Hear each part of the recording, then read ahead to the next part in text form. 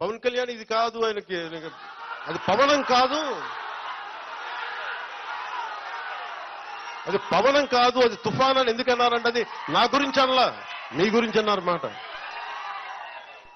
చాలా మందికి తెలియదు యాక్చువల్గా. ఇప్పుడు అనలేదు ఆ మాట. నేను వారణాసి ఆయన నామినేషన్ వేయడానికి మేమందరం వెళ్ళాం, ఎన్డీఏ మీటింగ్కి వెళ్ళాం.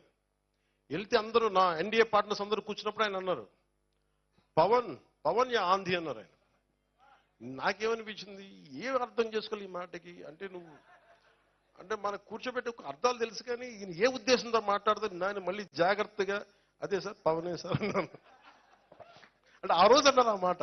దాని తర్వాత ఎన్నికలు జరిగినాయి అంటే ఆయనకి అప్పటికే అర్థమైంది. ఇక్కడ అప్పటికి మన ఎన్నికలు అయిపోయినాయి ఇక్కడ. నెక్స్ట్ డే మార్నింగ్ వెళ్ళాను. సో ఆ రోజు రాత్రికే నివేదికలు వెళ్ళిపోయినాయి. ఇది తుఫాన్లో చుట్టుముట్టేసింది ఆంధ్రప్రదేశ్, కూటమి వచ్చేస్తుంది.